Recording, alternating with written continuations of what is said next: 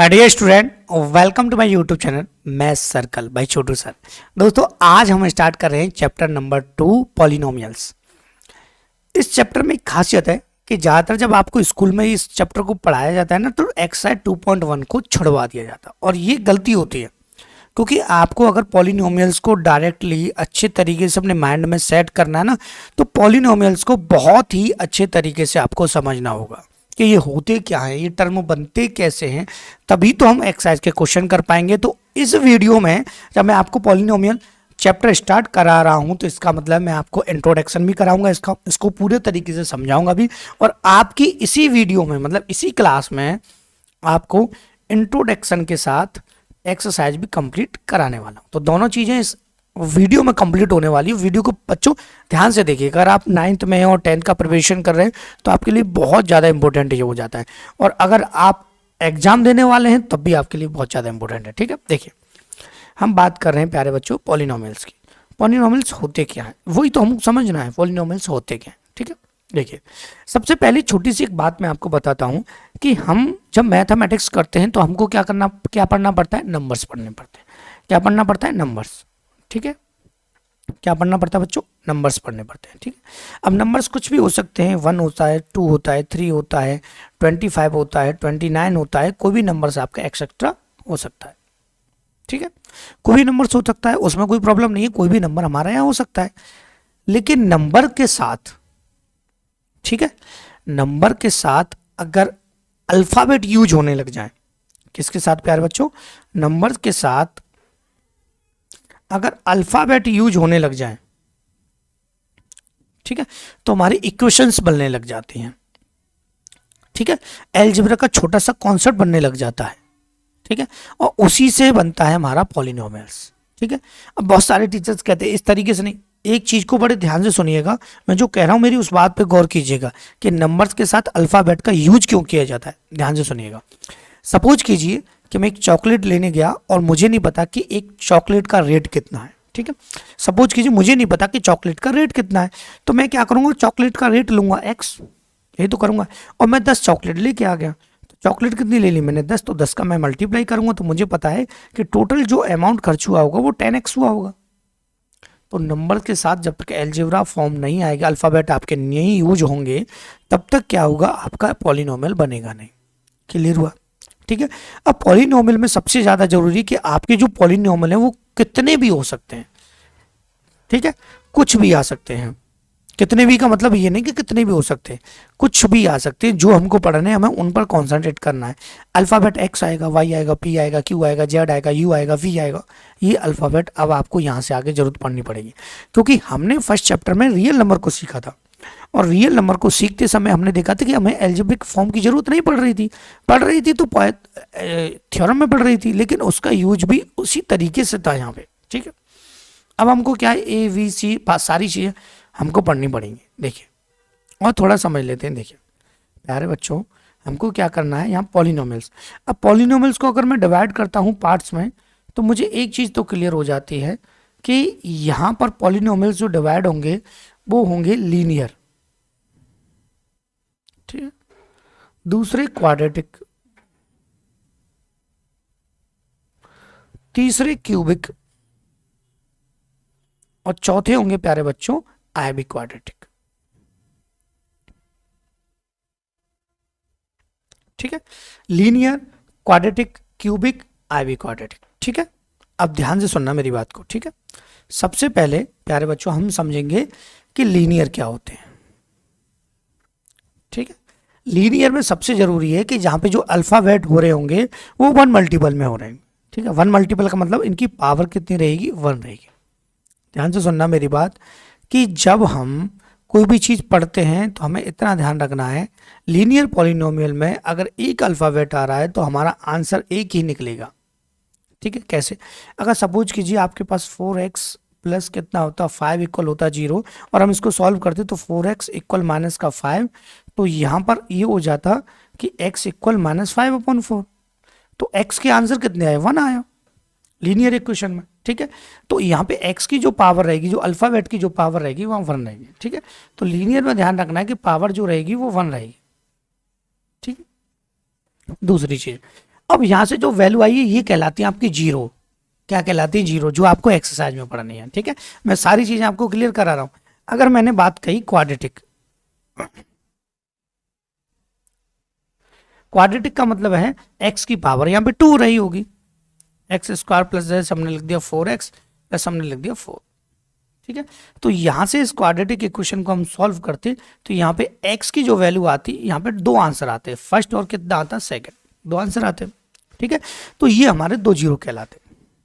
ठीक है, उसके बाद हम बात करते हैं थर्ड पॉइंट की, क्यूबिक पॉलिनोम में।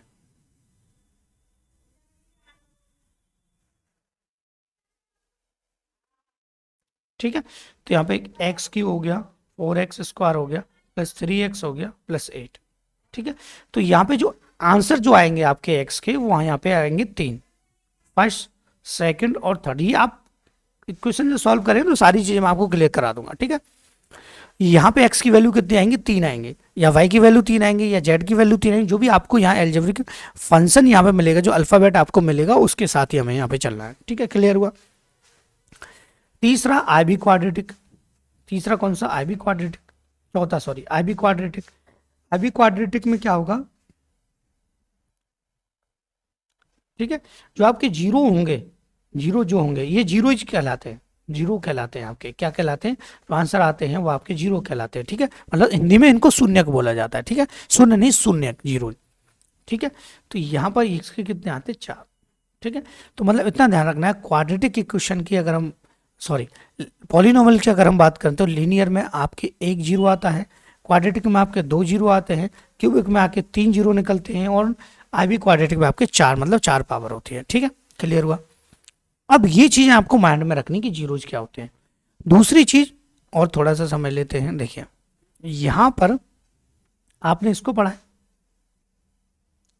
ठीक, मुझे पता है यहाँ x होता है, मुझे पता है यहाँ y होता है, मुझे पता है यहाँ x डैश होता है, मुझे पता है यहाँ y डैश होता है, मतलब मुझे, मतलब आपको पता है। ठीक है, अब यहाँ से x की वैल्यू 2 आ गई, सपोज कीजिए x की वैल्यू यहाँ पे आ गई 2।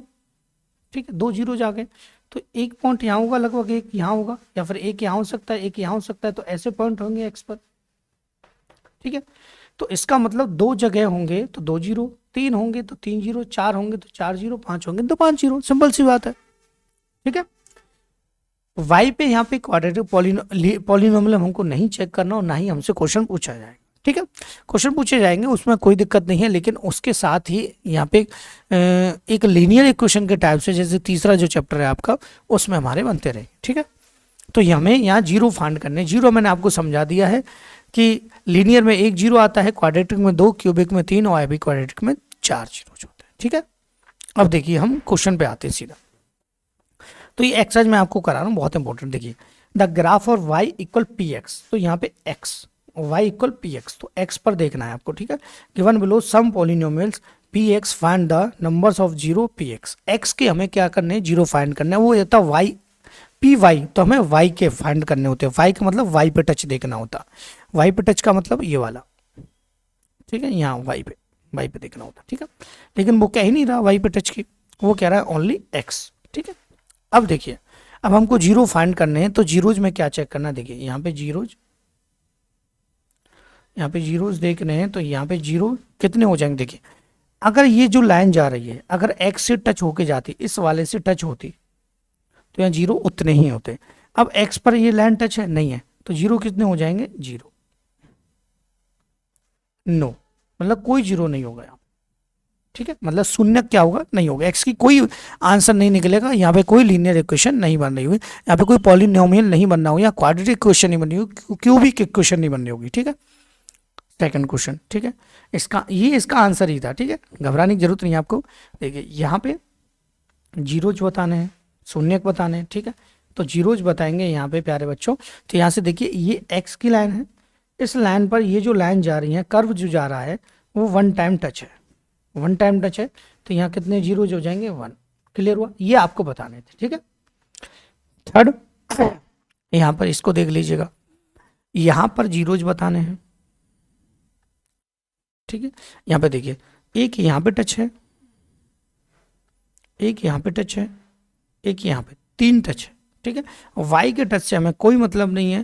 ठीक है, पर हमें एक्स के टेस्ट देखने हैं क्योंकि एक्स के आपसे पूछे गए।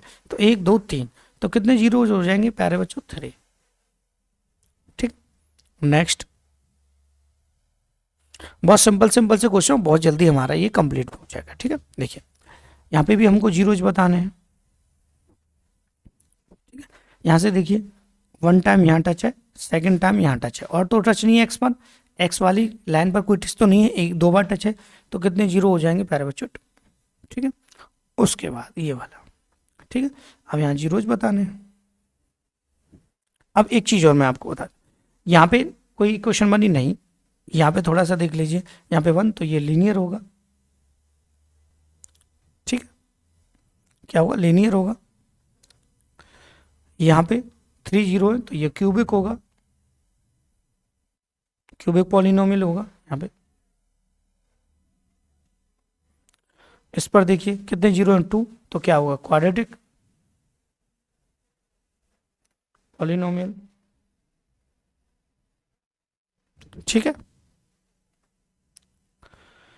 जीरो यहाँ पे देख लेते हैं। यहाँ पे 1 टाइम यहाँ touch, 2nd time, 3rd time, 4th time, और तो नहीं है, ये वाई पे टच है, इससे कोई मतलब नहीं है। 4 टाइम, तो जीरोज कितने हो जाएंगे? 4। कितने हो जाएंगे? 4 जीरोज हो गए, तो क्या बन गई? आई बी क्वाड्रेटिक पॉलिनोमियल। आई बी क्वाड्रेटिक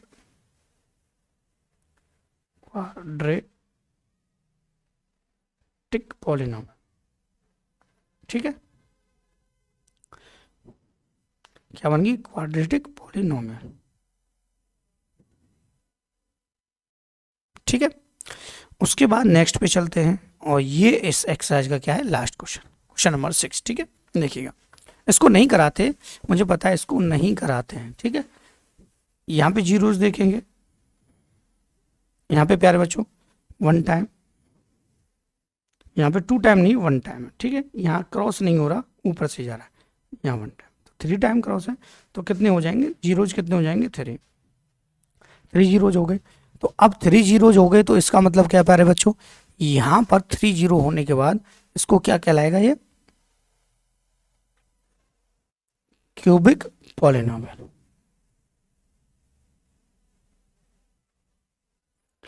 तो मुझे नहीं लग रहा अब आपको यहाँ पे कोई प्रॉब्लम होगी। इसके बाद हम एक्सरसाइज 2.2 कराएंगे।